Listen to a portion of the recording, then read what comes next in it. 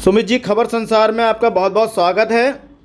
अभी आपने प्रेस करी है, पत्रकारों के समक्ष आपने गौला को निजी हाथों में देने की बात कही है और गौला की कसम, इसका क्या अभिप्राय है, बताइए। देखिए, कसम इसलिए खाई है, गौला का जो निजीकरण अपनी आंखों के सामने हम देख रहे हैं, क्योंकि इतिहास गवाह है। हम तब छोटे थे उम्र में, 90 के दशक में यहाँ पे निजी हाथों में गौला थी।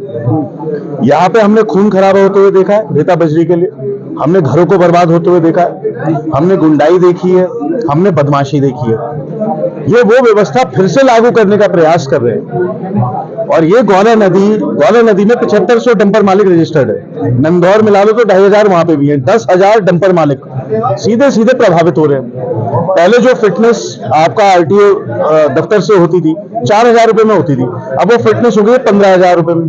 देखिए, ये जो रेता बजरी का खेल है, जो कि एक लेजिटिमेट सोर्स ऑफ रेवेन्यू है, इसको आप अनधिकृत कर रहे हैं। अधिकृत राजस्व को अनधिकृत राजस्व में परिवर्तित करने का षड्यंत्र है पूरे प्रदेश में। विधायक जी, ये मान के चला जाए कि कांग्रेस और आप निजीकरण का विरोध कर रहे हैं। नहीं, निजीकरण का बिल्कुल विरोध है। एक व्यवस्था जो पंडित तिवारी जी ने लागू करा दी थी, वन विकास निगम आपको अधिकृत राजस्व दे रहा है, गाड़ी में चिप भी लग गया, RFID लग गया, एक गाड़ी जा सकती है, वापस आती है। व्यवस्था जब सही चल रही है तो जबरदस्ती निजी हाथों में देने की क्या आवश्यकता है? ये चीजें आप महंगी कर रहे हैं। आपने फिटनेस इतनी महंगी कर दी, जो मानक है। देखिए, गौला की जो गाड़ी है वो 3 महीने चलती है, नंदौर में जो है 3 महीने चलती है, उसके अलावा वो गाड़ी खड़ी रहती है, सरेंडर रहती है। 3 महीने में कितना कमा लेते हैं लोग? साल भर उन्हें चलाना अपनी 3 महीने की कमाई से। आप उस पर घात लगा रहे हो, उनके लिए चीजें महंगी कर रहे हैं। तो निजी हाथों में देकर आप जानबूझकर ऐसी व्यवस्था पैदा करना चाह रहे हैं जहां पे गुंडाई आए, तो गुंडा राज होने की क्या हम स्थापना देंगे क्या?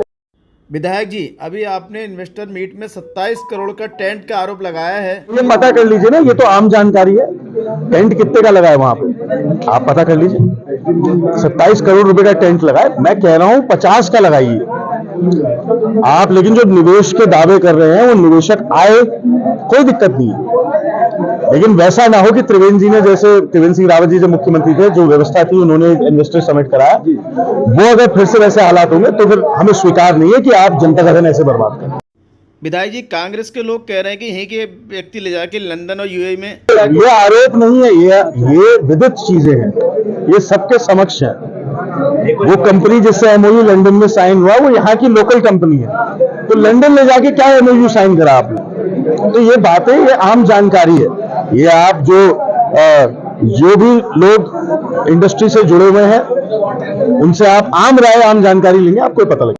तो आने वाले शीतकालीन सत्र में गौला का मुद्दा उठेगा? गौला के मुद्दे पे हंगामा होगा, बिल्कुल होगा। कांग्रेस के सारे विधायक, क्योंकि वो लोग भी प्रभावित हैं धीरे धीरे, क्योंकि खनन सारे क्षेत्रों में होता है और जिस तरीके से अवैध खनन तो भरपूर हो रहा है। काली गाड़ी कमाई तो खूब कमा रहे हैं लोग अपने जंगल राज में, लेकिन अधिकृत राजस्व के जो स्रोत है, जिससे आम नागरिक अपनी रोजी रोटी का काम कर पा रहा है, बच्चों को पाल पा रहा है, आप उस पर ऐसे घात लगा के निजी हाथों में आम आदमी की रोजी रोटी बेच दें, यह हमें स्वीकार नहीं, ना आम आदमी को स्वीकार। क्योंकि गौला तो यहाँ की लाइफलाइन है।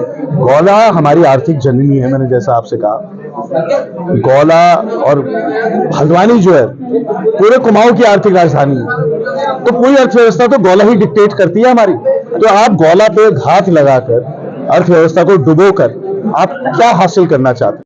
विधायक जी, सन 90 के दशक में भी गौला को निजी हाथों में दिया गया था, तो काफ़ी खून खराबा, काफ़ी मारपीट, इस तरह की घटनाएं होती थी।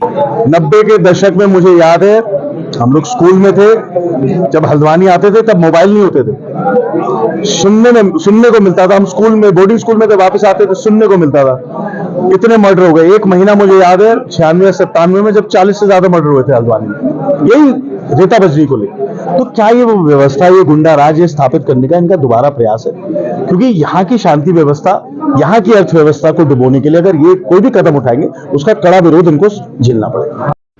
सुमित जी, आखिरी सवाल, अभी संसद में जो 2 लड़के कूदे थे, धुआं फैलाया था, उसको किस नजर से देखते हैं? सबसे पहले तो सिक्योरिटी का बहुत बड़ा फेलियर देखता हूँ, बहुत बड़ा। और वो भी उस दिन हुआ जब संसद के हमले की हम तिथि मना रहे थे, जब श्रद्धांजलि हम लोग दे रहे थे, तो बहुत बड़ा सिक्योरिटी का फेलियर हुआ। वो जो भी लोग थे वो भटके हुए लोग हैं। उनको अगर कोई भी प्रदर्शन करना था तो उसके संवैधानिक तरीके बहुत सारे हैं। लेकिन पार्लियामेंट में ऐसे घुसकर प्रदर्शन करना मेरे हिसाब से आज की तारीख में गलत है, और जो तरीका उन्होंने अपनाया वो गलत था और मैं उसके खिलाफ हूँ। लेकिन हाँ, सबसे पहले मैं यही कहना चाहूंगा, क्योंकि वहां पे पहले ही आक्रमण हो चुका है सन 2001 में, और उस समय हमारे वीर जवानों ने, वीर शहीदों ने, हमारे जो सम्मानित सांसद थे, हमारे जो अंदर मंत्रीगण थे, हमारे राज्यसभा लोकसभा के सांसद, उन सबकी जान बचाई। वो तो टीयर गैस थी जो उनके हाथ में थी। कोई और अगर कोई केमिकल एजेंट होता, कोई पॉइजनस गैस होती, तो कितना बड़ा सिक्योरिटी का फेलियर है। इसलिए बड़ा गंभीर विषय है। हमारे बीच देखिए हल्द्वानी के तेज तर्रार विधायक श्री निर्देश जी, जो हर मुद्दे को प्रमुखता के साथ उठाते हैं, चाहे नेशनल लेवल का हो चाहे क्षेत्रीय लेवल का, और उन्होंने गौला के मुद्दे को लेकर शीतकालीन सदन में प्रमुखता से उठाने की बात कही है। धन्यवाद। मैं मनोज आर्य।